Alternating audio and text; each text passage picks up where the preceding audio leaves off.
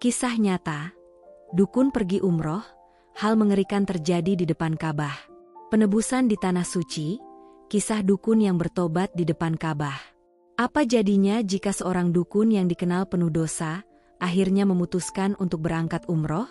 Sebuah peristiwa tak terduga terjadi di depan Ka'bah, yang menjadi saksi bisu perubahan hidupnya. Tonton kisah inspiratif ini sampai akhir. Jangan lupa like, share, subscribe, dan tuliskan sholawat di kolom komentar untuk keberkahan bersama. Assalamualaikum warahmatullahi wabarakatuh. Sahabat semua, mari kita ambil hikmah dari sebuah kisah yang penuh emosi dan pelajaran hidup. Cerita ini mengingatkan kita akan kuasa Allah yang mampu membolak-balikan hati hambanya.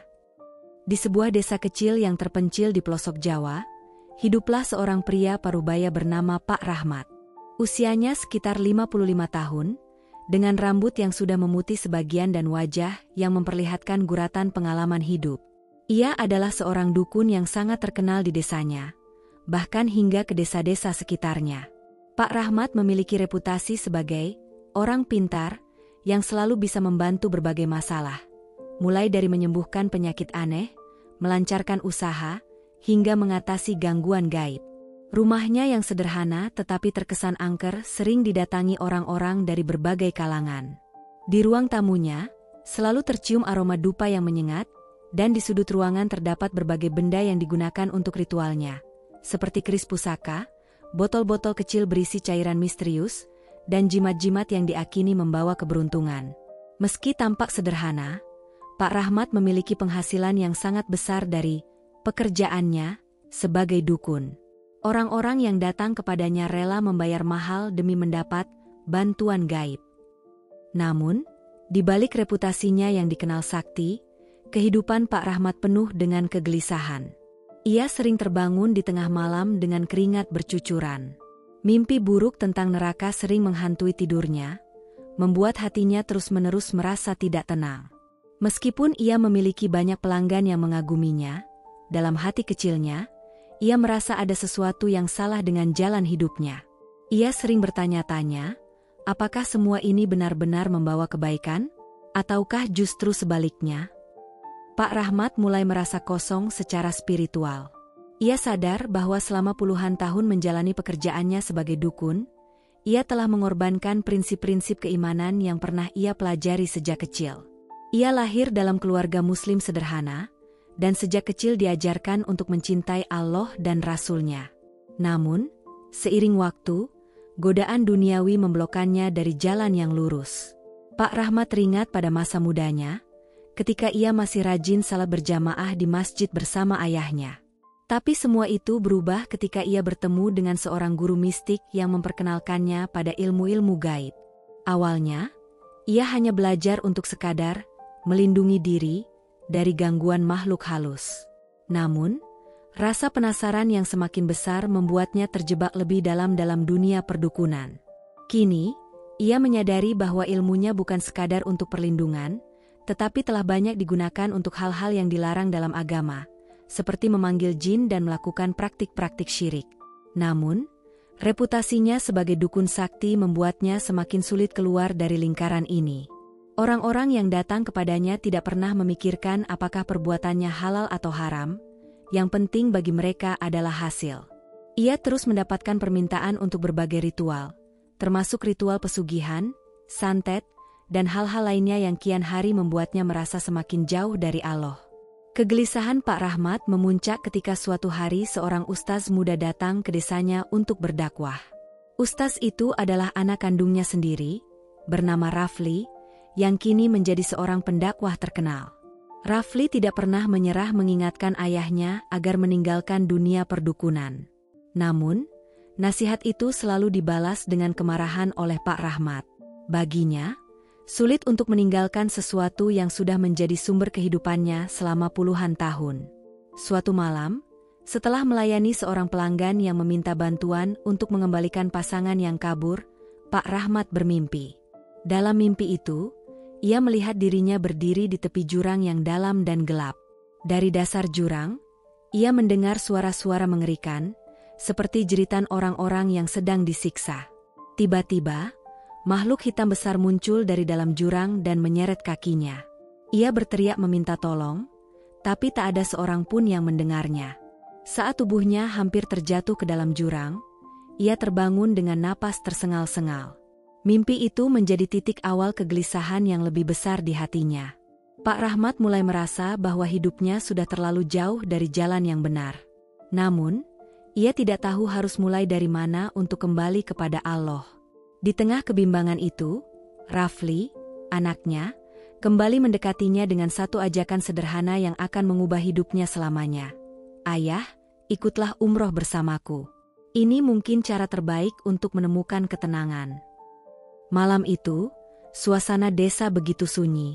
Angin dingin berembus melewati jendela rumah Pak Rahmat yang setengah terbuka. Ia duduk di ruang tamunya yang remang-remang, dikelilingi oleh benda-benda ritual yang biasanya memberinya rasa percaya diri. Namun malam itu berbeda. Ia merasa semua benda itu justru menjadi saksi atas dosa-dosa yang telah ia lakukan. Pak Rahmat termenung, memandangi botol kecil berisi cairan kental hitam di depannya, cairan yang dipercaya mampu mengikat cinta seseorang melalui ritual gaib. Hatinya diliputi perasaan bersalah, tetapi ia merasa sudah terlalu jauh terjebak dalam dunianya. Bayangan mimpi buruk yang dialaminya beberapa malam lalu masih menghantui pikirannya. Dalam mimpi itu, ia melihat dirinya di tengah jurang gelap, dikelilingi oleh makhluk-makhluk mengerikan yang menyeretnya ke dalam kegelapan. Ia mendengar suara jeritan orang-orang yang seolah memohon ampun, tetapi tidak didengar. Ketika ia terbangun, ia menyadari bahwa mimpi itu terasa sangat nyata, dan ia tidak bisa menghilangkan rasa takut yang terus menghantui. Di tengah kegelisahan itu, anaknya, Rafli, kembali berkunjung ke rumah. Rafli adalah anak pertama Pak Rahmat, seorang ustaz muda yang telah lama mengabdikan dirinya pada dakwah. Rafli tidak pernah menyerah untuk membawa ayahnya kembali ke jalan yang benar. Kali ini, ia membawa kabar baik. Ayah, aku mendapat kesempatan untuk berangkat umroh. Aku ingin sekali ayah ikut bersamaku. Bukankah ini saat yang tepat untuk mendekatkan diri kepada Allah? Ujar Rafli sambil menatap wajah ayahnya dengan harapan besar. Namun, seperti biasa, Pak Rahmat menggelengkan kepala. Nak, ayah tidak pantas pergi ke sana. Apa yang akan ayah lakukan di tanah suci dengan semua dosa yang ayah bawa? Ayah ini penuh dengan kotoran. Tanah suci itu bukan tempat untuk orang seperti ayah. Rafli tersenyum sabar. Ayah, justru karena ayah merasa berdosa, ayah harus ke sana. Allah Maha Pengampun, ayah. Tidak ada dosa yang terlalu besar jika ayah benar-benar ingin bertaubat. Kata-kata Rafli mulai menyentuh hati Pak Rahmat. Malam itu, setelah anaknya pulang, ia duduk sendirian di atas sajadah yang sudah lama tidak disentuhnya. Untuk pertama kalinya setelah bertahun-tahun, ia mencoba berbicara dengan Allah. Dalam doa yang penuh air mata, ia memohon petunjuk. Ia merasa terjebak dalam kehidupan yang penuh dosa, dan ingin sekali keluar dari lingkaran itu, tetapi ia takut. Ia takut pada penghakiman orang-orang, pada dosa-dosa yang menggunung, dan terutama pada azab Allah. Hari demi hari berlalu, dan kata-kata Rafli terus terngiang di kepalanya. Pak Rahmat mulai merasa bahwa kesempatan untuk pergi umroh bersama anaknya adalah panggilan dari Allah, sebuah undangan untuk memperbaiki hidupnya. Namun, di sisi lain, ia juga dihantui rasa takut. Bagaimana jika Allah tidak mengampuninya? Bagaimana jika ia justru mendapat azab di tanah suci? Rafli kembali datang beberapa hari kemudian, kali ini membawa formulir pendaftaran umroh. Ia berkata, Ayah, jangan pikirkan apa kata orang. Pikirkan saja hubungan ayah dengan Allah. Bukankah ayah ingin menenangkan hati ayah? Dengan tangan gemetar, Pak Rahmat akhirnya mengambil formulir itu. Hatinya penuh dengan keraguan, tetapi ada secercah harapan yang mulai tumbuh. Ia tahu, perjalanan ini mungkin menjadi satu-satunya cara untuk mencari ketenangan yang selama ini tidak pernah ia dapatkan. Keputusan itu menjadi awal dari perubahan besar dalam hidup Pak Rahmat. Meski ia belum sepenuhnya yakin akan apa yang akan terjadi, langkah kecilnya menuju tanah suci membuka jalan bagi perjalanan spiritual yang tidak pernah ia bayangkan sebelumnya. Ketika keputusan akhirnya diambil, Pak Rahmat merasa seperti berada di persimpangan hidup yang sangat besar. Ia tahu bahwa keputusan untuk berangkat umroh bersama anaknya bukanlah hal yang mudah. Selama bertahun-tahun, ia hidup dengan identitas sebagai dukun yang dihormati dan bahkan ditakuti oleh masyarakat. Kini, ia berusaha meninggalkan semuanya, tetapi pertanyaan besar terus menghantuinya. Apakah Allah akan menerima dirinya yang penuh dosa ini di Tanah Suci? Rafli, anaknya, dengan sabar membantu segala persiapan keberangkatan. Dari mengurus paspor hingga memilih perlengkapan umroh, Rafli memastikan semuanya berjalan lancar. Namun, selama proses itu, kegelisahan Pak Rahmat tidak pernah hilang. Setiap kali ia melihat koper yang akan dibawa ke Tanah Suci, hatinya berdegup kencang. Ia merasa seperti akan memasuki tempat yang terlalu suci untuk dirinya. "Nak, apa ayah benar-benar pantas pergi ke sana?" tanyanya suatu sore saat Rafli membantunya melipat pakaian ihram. Rafli tersenyum lembut, memegang bahu ayahnya dengan penuh kasih. "Ayah, tidak ada yang lebih pantas berada di sana daripada orang yang ingin bertaubat. Allah memanggil ayah, itu sebabnya ayah punya kesempatan ini. Percayalah, ayah tidak sendirian.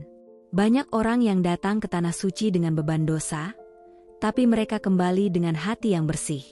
Ayah juga bisa begitu." Meski hati Pak Rahmat mulai luluh, rasa takutnya tetap menguasai sebagian dirinya. Dalam beberapa malam sebelum keberangkatan, ia kerap bermimpi buruk. Dalam salah satu mimpinya, ia melihat dirinya di depan Ka'bah, tapi tubuhnya terbakar dan suara gaib berkata, "Kau tidak pantas berada di sini." Mimpi itu membuatnya semakin ragu untuk pergi. Namun, setiap kali ia menceritakan mimpinya kepada Rafli, anaknya selalu menenangkan. "Ayah, itu hanya bisikan setan.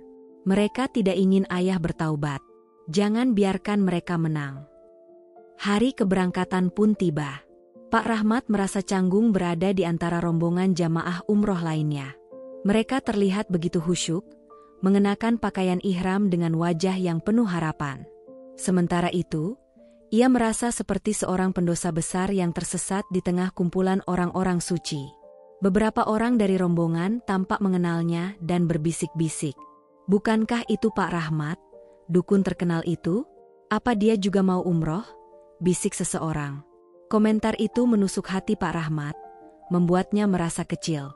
Namun, Rafli selalu ada di sisinya, menggenggam tangannya erat sambil berkata, "Jangan pedulikan apa kata orang, ayah. Fokuskan hati ayah pada Allah." Saat pesawat lepas landas, Pak Rahmat menutup matanya.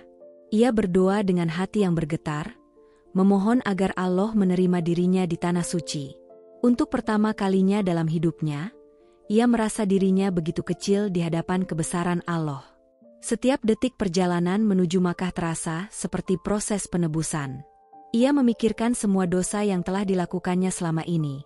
Memanggil jin, membantu orang melakukan hal-hal yang bertentangan dengan syariat, hingga mengabaikan kewajiban ibadahnya sebagai muslim. Ketika pesawat mendarat di Jeddah, tubuh Pak Rahmat gemetar. Ia menatap langit Arab yang cerah, merasakan hawa yang berbeda dari yang pernah ia rasakan di tempat lain. "Nak, ini pertama kalinya ayah merasa seperti benar-benar mendekati Allah," katanya lirih kepada Rafli. Anak itu tersenyum dan menggenggam tangan ayahnya lebih erat. "Ini baru permulaan, ayah. Di depan sana, ayah akan menemukan hal yang lebih indah." Selama perjalanan menuju Makkah, air mata Pak Rahmat tak henti-hentinya mengalir. Dalam hati, ia terus berdoa, "Ya Allah, jika Engkau memaafkanku, izinkan aku merasakan kedamaian di Tanah Suci ini. Jika Engkau masih murka, tunjukkanlah jalan agar aku bisa memperbaiki semuanya." Keputusan untuk berangkat umroh menjadi titik balik terbesar dalam hidupnya. Meski ia belum tahu apa yang menantinya di Tanah Suci, ia tahu bahwa langkah ini adalah awal dari perjalanan panjang untuk kembali kepada Allah. Setelah melalui perjalanan panjang dari Jeddah menuju Makkah, rombongan Pak Rahmat akhirnya sampai di kota suci yang selalu dirindukan umat Islam. Dari balik jendela bus, ia melihat menara Masjidil Haram yang menjulang tinggi, seakan menyambut kedatangan mereka. Hatinya bergetar hebat. "Nak, apa benar aku akan masuk ke tempat ini?" Apakah Allah akan menerimaku? Tanyanya dengan suara bergetar kepada Rafli, anaknya. Rafli tersenyum penuh ketenangan, menggenggam tangan ayahnya, dan berkata, "Ayah, Allah lebih dekat dengan hambanya daripada urat lehernya sendiri. Selama ayah datang dengan niat bertaubat, Allah pasti menerima ayah. Jangan ragu untuk melangkah." Setiap langkah menuju Masjidil Haram terasa berat bagi Pak Rahmat. Ada rasa takut, rasa bersalah, dan keraguan yang terus menghantui. Ketika akhirnya ia melewati pintu masuk masjid dan menjejakkan kaki di pelatarannya, hatinya semakin diliputi emosi. Udara di sekitar terasa berbeda. Sejuk, meskipun malam itu cukup panas. Ketika ia melihat Ka'bah untuk pertama kalinya, tubuhnya terasa lemas. Ia jatuh berlutut, dan air mata yang sejak tadi ditahannya akhirnya tumpah. "Ya Allah, apa benar aku yang hina ini bisa berdiri di depan rumahmu?" gumamnya lirih. Ia menangis seperti anak kecil, sementara Rafli memeluk bahunya, menenangkan ayahnya yang tengah larut dalam perasaan haru. Namun, di tengah tangisnya, bayangan masa lalunya tiba-tiba muncul. Ia teringat berbagai ritual yang pernah dilakukannya, memanggil jin, membaca mantra-mantra, dan membantu orang dengan cara yang bertentangan dengan syariat. Hatinya semakin diliputi rasa takut. Bagaimana jika dosa-dosaku terlalu besar hingga Ka'bah ini menolakku? Pikirnya. Rafli, yang melihat kegundahan ayahnya, berbisik, "Ayah, ini adalah saat ayah menyerahkan segalanya kepada Allah. Tinggalkan masa lalu di sini. Mintalah ampunan. Allah tidak pernah menutup pintunya untuk siapapun." Malam itu, Pak Rahmat berdoa dengan hati yang penuh penyesalan. Di depan Ka'bah, ia memohon ampunan yang tulus, berharap perjalanan ini benar-benar menjadi awal baru dalam hidupnya. Ketika akhirnya tiba saatnya Pak Rahmat berdiri di depan Ka'bah, tubuhnya seolah tak mampu bergerak. Langkahnya terhenti, dan matanya terpaku pada bangunan hitam megah yang berdiri kokoh di hadapannya. Udara malam di Masjidil Haram terasa begitu sejuk, namun keringat dingin membasahi wajah dan telapak tangannya. Seluruh jamaah dalam rombongan mengagumi keindahan Ka'bah, tapi bagi Pak Rahmat, pemandangan itu menimbulkan rasa takut sekaligus haru yang sulit dijelaskan. Air mata mulai mengalir tanpa ia sadari. Dalam hatinya, ia berkata, "Ya Allah, ini rumahmu. Bagaimana mungkin orang sepertiku, yang penuh dosa, bisa berdiri di sini? Apakah Engkau akan menerima aku?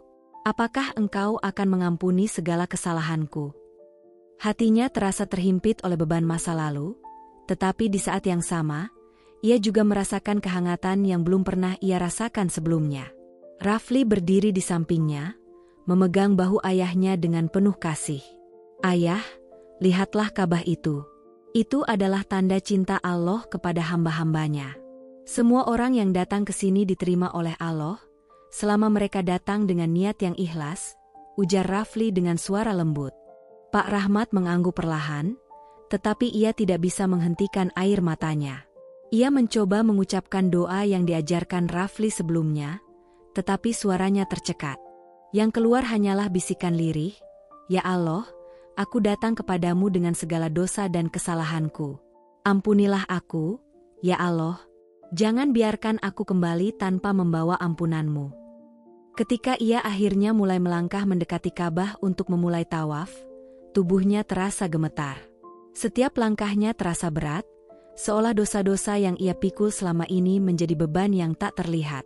Namun, ada sesuatu yang menariknya untuk terus maju, seperti sebuah panggilan lembut dari dalam hatinya. Saat memulai tawaf, Pak Rahmat memegang erat tangan Rafli. Ia terus memandangi Ka'bah, hatinya dipenuhi rasa penyesalan yang mendalam.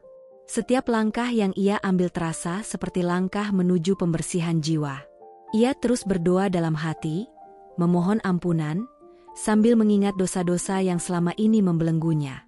Di tengah putaran tawaf, Pak Rahmat merasa seperti tidak berada di dunia lagi. Tangisannya semakin deras, dan ia mulai merasakan sesuatu yang berbeda di dalam dirinya. Ada rasa damai yang perlahan-lahan mengalir ke dalam hatinya, menggantikan rasa takut yang sejak awal membebaninya. Ia tahu, ini adalah tanda bahwa Allah masih memberinya kesempatan untuk memperbaiki diri. Di putaran ketiga saat Pak Rahmat melaksanakan tawaf, suasana mendadak berubah bagi dirinya.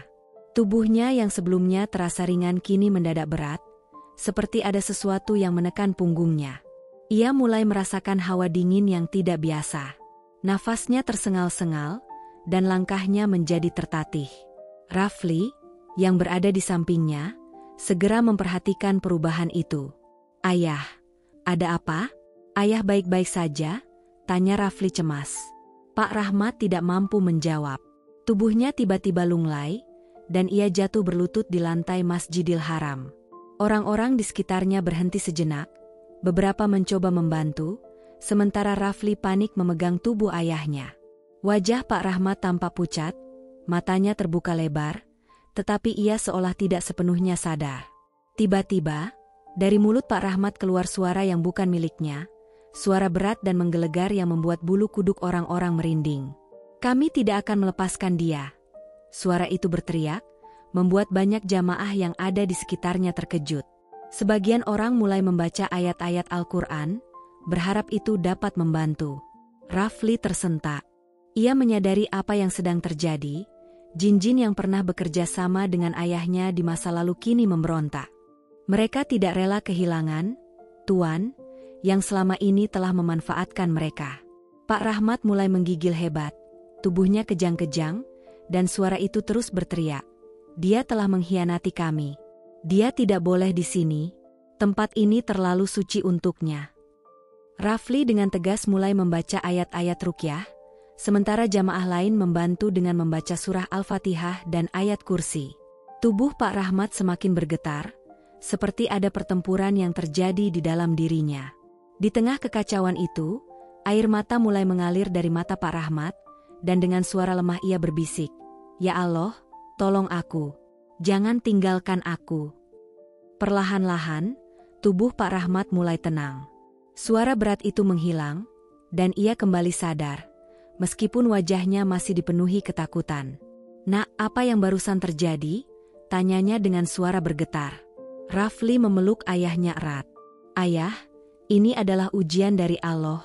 Jin-jin itu tidak berhak atas diri ayah. Ayah milik Allah, dan hanya Allah yang memiliki kuasa atas hidup kita. Ayah, teruslah berdoa dan mintalah perlindungan kepadanya. Ini adalah saat ayah benar-benar melepaskan masa lalu." Pak Rahmat menangis tersedu-sedu, menunduk di depan Ka'bah sambil beristighfar tiada henti.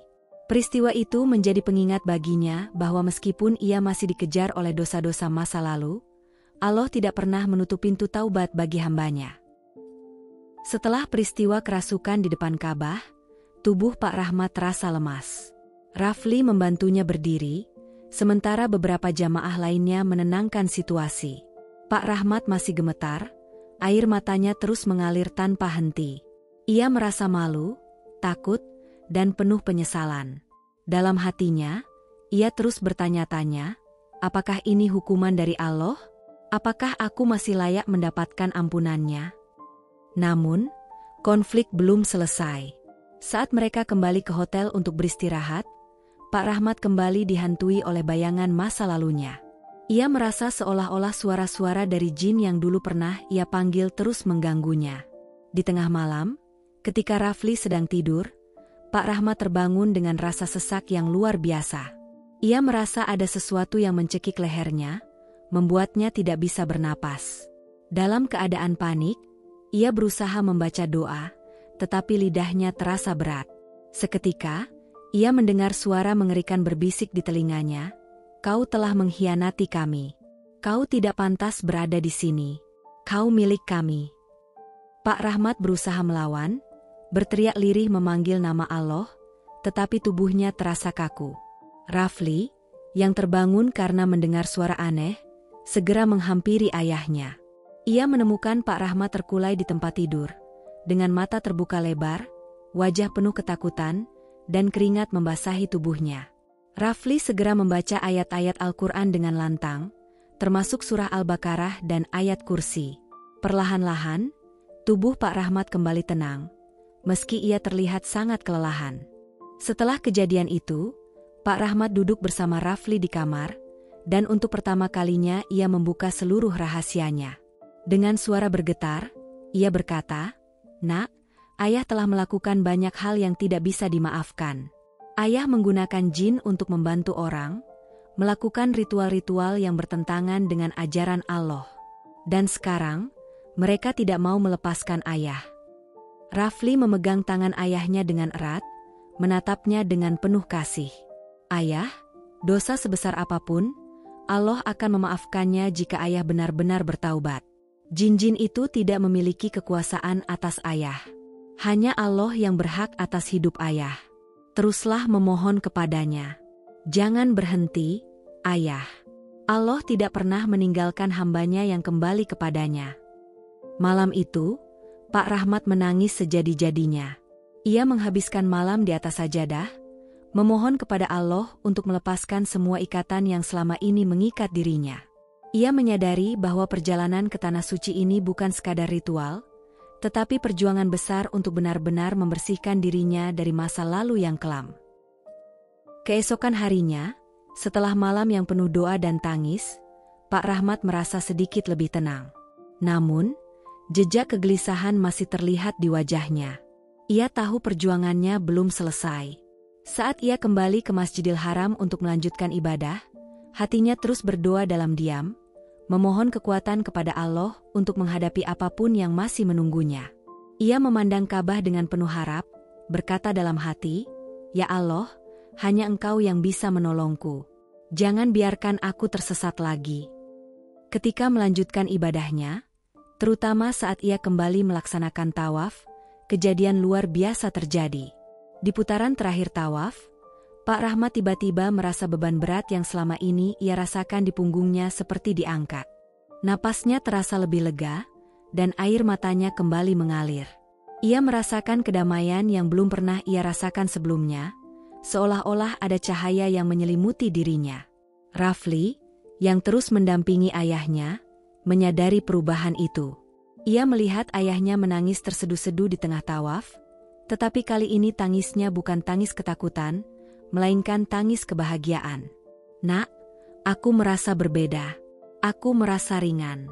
Seperti ada sesuatu yang telah pergi dariku," ujar Pak Rahmat dengan suara bergetar. Saat itu, seorang ustaz dalam rombongan mereka mendekat. Ia telah mendengar tentang pengalaman Pak Rahmat selama umroh, dan dengan lembut ia berkata, "Pak Rahmat, itu adalah tanda Allah mengabulkan doa Anda. Allah telah menunjukkan rahmat-Nya. Teruslah bersyukur dan kuatkan hati Anda untuk memulai hidup baru yang lebih baik." Pak Rahmat merasa terharu. Ia kembali sujud di depan Ka'bah, mengucapkan doa yang penuh penyesalan sekaligus rasa syukur. "Ya Allah, Engkau begitu Maha Pengampun. Engkau tidak meninggalkanku meskipun aku penuh dosa. Terima kasih, ya Allah. Bimbing aku untuk terus berada di jalan-Mu." Sepanjang sisa perjalanan umroh, Pak Rahmat merasakan ketenangan yang belum pernah ia rasakan sebelumnya. Setiap langkahnya menjadi lebih ringan, dan setiap doa yang ia ucapkan terasa lebih tulus. Perasaan damai yang menyelimuti hatinya menjadi tanda bahwa Allah telah menerima taubatnya. Ia menyadari bahwa perjalanan ini adalah anugerah terbesar dalam hidupnya. Acara Allah menunjukkan bahwa pintu taubat selalu terbuka, selama ia benar-benar ingin kembali kepadanya. Sejak saat itu, Pak Rahmat tidak lagi memandang dirinya sebagai seorang dukun. Ia mulai memandang dirinya sebagai seorang hamba Allah yang berusaha kembali ke jalan yang benar. Hatinya penuh rasa syukur, dan ia berjanji kepada dirinya sendiri bahwa sisa hidupnya akan ia gunakan untuk mendekatkan diri kepada Allah dan membantu orang lain dengan cara yang benar. Sepulang dari umroh, kehidupan Pak Rahmat berubah secara drastis. Ia kembali ke desanya dengan hati yang penuh kedamaian dan tekad untuk memulai lembaran baru. Namun, langkah pertamanya tidaklah mudah.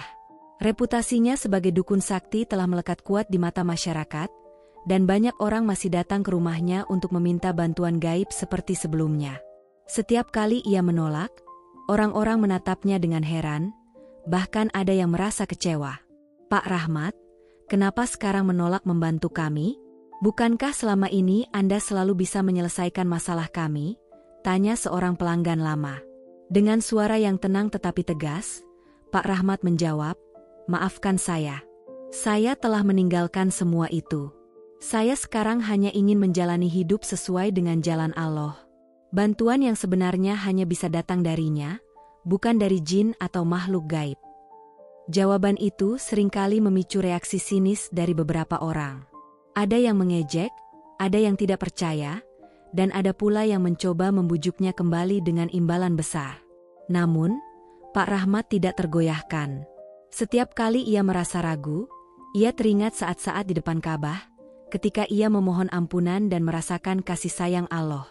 Ia tidak ingin kembali ke masa lalunya yang penuh dosa. Untuk mempertegas tobatnya, Pak Rahmat membakar semua benda-benda yang dulu ia gunakan dalam ritual perdukunan, keris pusaka, jimat-jimat, botol minyak gaib, dan lain sebagainya. Proses itu disaksikan oleh Rafli dan beberapa tetangga yang mendukung langkah barunya. Api yang melahap benda-benda tersebut terasa seperti simbol pembebasan, seolah-olah ia sedang melepaskan diri dari belenggu masa lalu. Pak Rahmat juga mulai aktif menghadiri pengajian di masjid desa. Awalnya, ia merasa malu karena banyak yang memandangnya dengan penuh tanda tanya. Namun, dengan bimbingan Rafli dan ustaz setempat, ia perlahan mendapatkan kepercayaan diri. Ia sering membagikan pengalamannya selama menjadi dukun dan bagaimana ia akhirnya bertaubat. Ia berbicara tentang bahaya syirik, tentang tipu daya jin, dan tentang kasih sayang Allah yang selalu membuka pintu taubat. Lambat laun, masyarakat mulai menerima perubahan Pak Rahmat. Banyak yang terinspirasi oleh kisahnya, dan beberapa bahkan mengikuti jejaknya untuk meninggalkan praktik-praktik syirik. Kehadiran Pak Rahmat di masjid tidak lagi dianggap aneh, melainkan menjadi bukti nyata bahwa setiap orang, betapapun gelap masa lalunya, bisa berubah jika Allah berkehendak. Pak Rahmat kini menghabiskan sisa hidupnya dengan ibadah dan berdakwah secara sederhana. Ia sering berkata kepada Rafli, "Nak, aku tidak tahu berapa lama lagi aku hidup. Tapi aku ingin sisa hidupku ini menjadi penebusan atas dosa-dosaku di masa lalu. Aku ingin Allah ridha kepadaku." Hidup Pak Rahmat kini dipenuhi kedamaian. Tidak ada lagi mimpi buruk, tidak ada lagi bayangan masa lalu yang menghantuinya. Ia merasa benar-benar bebas, dan ia tahu bahwa kebebasan sejati adalah saat hati seseorang sepenuhnya bergantung kepada Allah. Kisah perjalanan Pak Rahmat dari seorang dukun yang penuh dosa, hingga menjadi hamba Allah yang bertaubat, adalah cerminan kuasa dan kasih sayang Allah yang luar biasa. Perubahan hidup yang ia alami memberikan pelajaran berharga bagi siapapun yang mau merenungkannya. Tidak peduli seberapa gelap masa lalu seseorang, pintu rahmat dan ampunan Allah selalu terbuka selama ia bersungguh-sungguh untuk kembali ke jalan yang benar. Kisah ini mengingatkan kita akan bahaya praktik syirik. Dalam masa lalunya, Pak Rahmat menjalani hidup dengan bergantung pada jin dan hal-hal mistis yang bertentangan dengan tauhid. Hal ini tidak hanya menjauhkan dirinya dari Allah, tetapi juga menciptakan ikatan yang berat dengan makhluk yang tidak seharusnya ia andalkan. Melalui pengalaman di Tanah Suci, ia menyadari bahwa hanya Allah yang memiliki kuasa atas segala sesuatu, dan hanya kepadanya manusia seharusnya bergantung. Demikianlah kisah inspiratif dari perjalanan tobat Pak Rahmat yang penuh dengan pelajaran hidup. Semoga cerita ini menyentuh hati kita dan mengingatkan betapa luasnya rahmat Allah bagi hambanya. Jangan lupa untuk mendukung channel Markitul dengan cara like, share, dan subscribe agar kami bisa terus menghadirkan konten yang bermanfaat dan penuh hikmah. Yuk, tuliskan sholawat di kolom komentar sebagai bentuk cinta kita kepada Rasulullah Shallallahu Alaihi Wasallam. Semoga kita semua senantiasa diberikan hidayah dan keberkahan oleh Allah Subhanahu wa Ta'ala. Wassalamualaikum warahmatullahi wabarakatuh.